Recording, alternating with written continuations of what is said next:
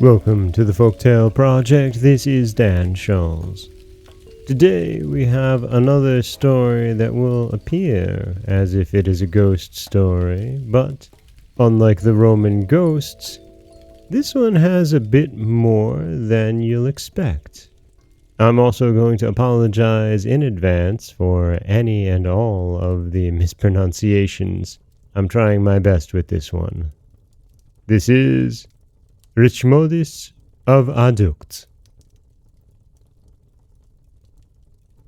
It was about the middle of the 15th century. The shadows of death hovered above the holy city of Cologne. A strange figure in dark garments hurried with quick steps through the streets and lanes. It was the plague. Its poisonous breath penetrated into cottages and palaces, extinguishing the lives of many thousands. The gravediggers marked innumerable houses with a black cross to warn the passers-by that the destroying angel had entered there.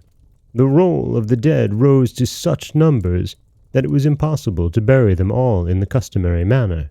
Therefore, the bodies of the unfortunate people were thrown together into a common grave, covered only scantily with earth and marked with a plain wooden cross.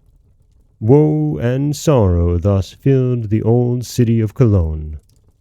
On the New Market, close to the Church of the Apostles, in a splendid mansion, the rich magistrate Richmodis of Aducht lived. Wealth could not save his house from the dreadful epidemic.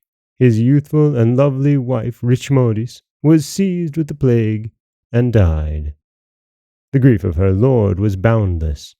He passed the whole night by the remains of his beloved spouse, dressed her himself in the white wedding gown she had worn as a happy bride a few years before, decorated her coffin with sweet white flowers, and covered her with the precious jewels and costly rings she had loved so much.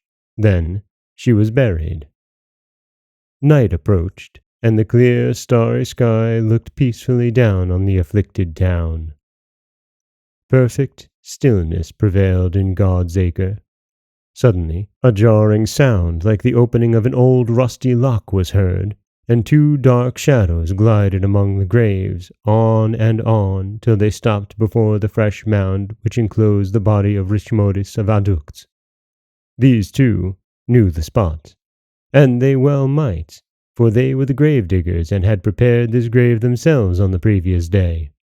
They were present when the lid of the coffin was screwed down, and had with hungry looks coveted the glittering precious stones Richmodis was buried with. Now they had come to rob the dead body. With spade and shovel the wreaths and flowers were quickly removed from the mound, the earth dug up, and the coffin laid bare.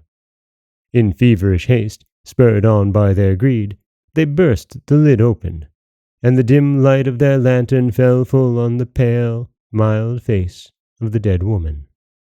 With haste, the bolder of the two wretches loosened the white waxen hands folded together as in prayer, and tried to tear off the rings.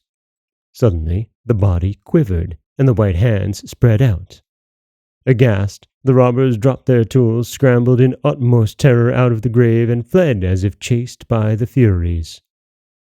A painful, long sigh rose from the depth of the grave, and after some time, the white form of Richmodis, who had been buried alive, emerged from the tomb. With wide-open eyes full of horror, she looked down into the ghastly bed she had just left. Could it really be true, or was it only a frightful dream? God's acre was silent but for the rustling of the autumn leaves of the weeping willows. Stillness of death everywhere. No answer came to her faint cry for help. The horror of her situation, however, awakened her declining strength. She took up the lantern which the robbers had left behind them, and with feeble steps reached the entrance of the churchyard. The streets were desolate.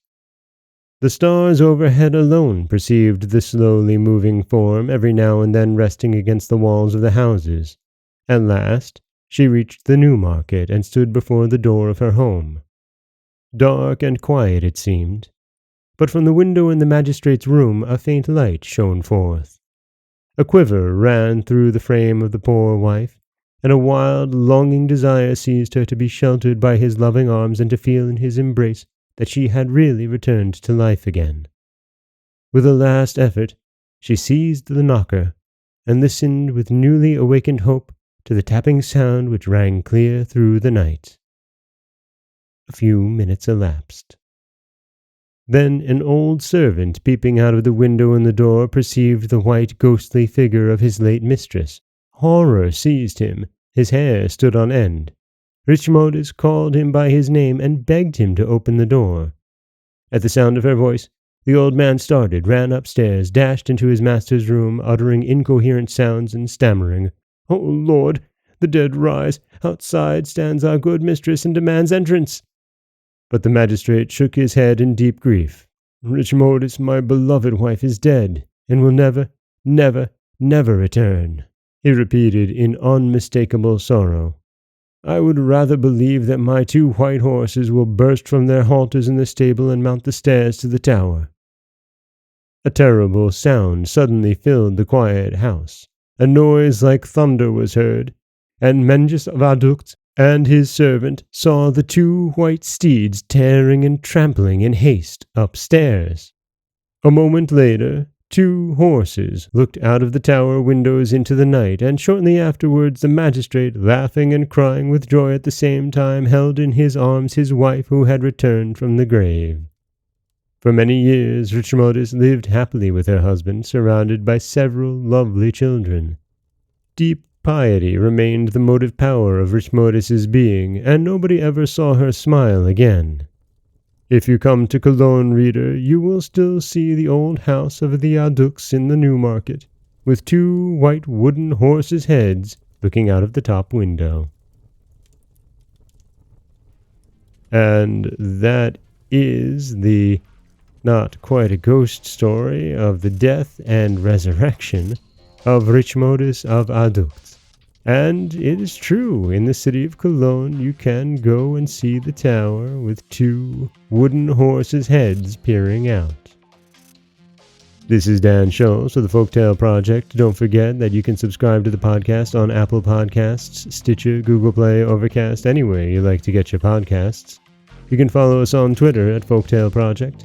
You can find us on Auto Radio, TuneIn Radio, iHeartRadio, Spotify, anywhere you like to listen. And you can always head over to folktaleproject.com, where you'll find a new story waiting for you every Monday, Wednesday, and Friday. As always, thank you so much for listening.